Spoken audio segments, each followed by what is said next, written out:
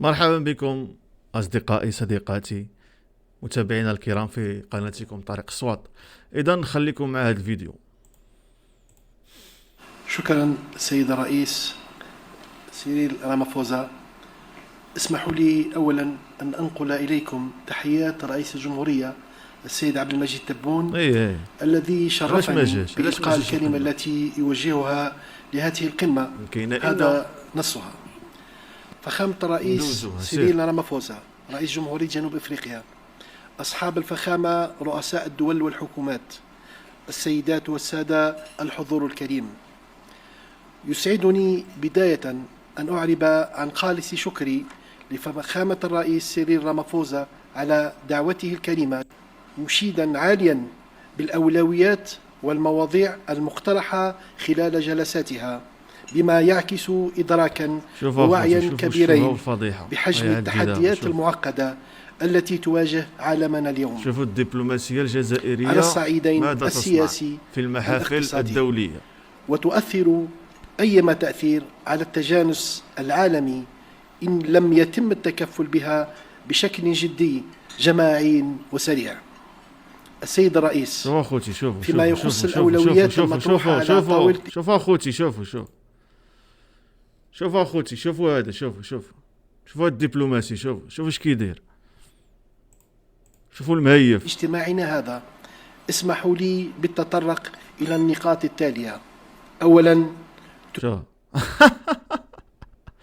واش الرئيس الوفد ديالك كيدير التصريح ديالو في القمة وانت مهيف كتخشي في وجهك؟ شوفوا اخواني، شوفوا الفضيحة. تجدد الجزائر زيد خشي في وجهك الدعوة الى معالجة عاجلة المعالجة فكرش ديال الدبلوماسية وخدماتها على الدول النامية والأكثر فقرا من خلال مقاربة تتضمن مسح جانب منها أو تحويلها إلى استثمارات مباشرة ومجدية في هذه الدول، مع مراعاة ضرورة تصحيح التعقيدات التقنية لمسألة تقييم المخاطر من خلال إصلاحات عميقة تسمح بإيجاد مخرج للدول التي تئن تحت وطأة الديون السيادية. اسمحوا لي بالتطرق إلى النقاط التالية.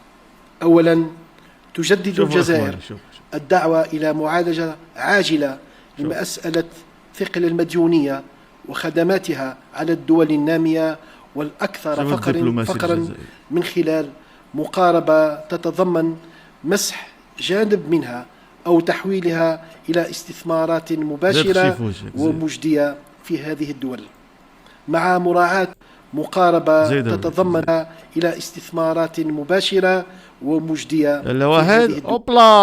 أوبلا الشوهة يا أصدقائي صديقاتي، الشوهة والفضيحة والشوهة ديما مع الجزائر. إذن كما نعلم أصدقائي صديقاتي، مجموعة العشرين هي منتدى دولي كيجمع الحكومات ومحافظي البنوك وديال 20 دولة، تأسست سنة 1989 وكتضم 20 دولة فاعلة اقتصاديا على المستوى الدولي إضافة إلى الاتحاد الأوروبي. والهدف من هذه المجموعة هي معالجة القضايا المتعلقة بتعزيز الاستقرار المالي والتعاون الاقتصادي والدولي ومنصة لإدارة الأزمات المالية. ولكن اللي كنشاهدوه الآن إخواني أخواتي هي أزمة في بطن هذا الدبلوماسي الجزائري، وحتى لهذه الدرجة هذه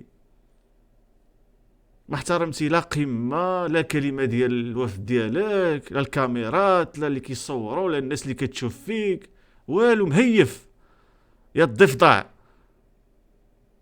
واش في الجزائر ما كاينش ماكله؟ ولا شفتي الماكله تما عمرك شفتيها في الجزائر؟ وكياكل هو فرحان وعجبو راسو وما عرفش انه شوه بالدبلوماسيه الجزائريه اللي هي اصلا في انحطاط كبير وما عمرها دارت شي انجاز. هذا هو الدليل على ان الجزائر دبلوماسيا زيرو. جزائري مهيف كيخشيف في وجهه الماكله هو دبلوماسي. هذه هي الدبلوماسيه. هذه هي الدبلوماسية الجزائرية اللي هي في انحطاط وفضيحة. تقول لك عمرك لا، عمره شاف الماكلة. على عكس الدبلوماسية المغربية الحكيمة الرزينة لآخر الإنجازات ديالها هو قرار مجلس الأمن الدولي المتعلق بالصحراء المغربية الحبيبة. إذن إخواني أخواتي، أنا ملي سميتهم حبالشة الجزائر ها هو علاش السبب هو هذا، لأنهم حبالشة ضفادعة جوعانين، ما كيعرفوا لا وقت الماكلة لا وقت الدبلوماسية لا وقت القمة والو. وتحابليش فيما مشاو تحابليش محلوشين. واش هادو عاد تسناو منهم شي انجاز شي حاجة؟ ما عاد تسناو منهم والو. اصدقائي صديقاتي، هذا ما كان، ها هو دبلوماسي جزائري لديه أزمة في بطنه في قمة 20. إذا شكرا مشاهدينا الكرام على مشاهدة الفيديو، ولا تبخلوا علينا بزر اللايك والاشتراك، وإلى فيديو آخر. تحياتي.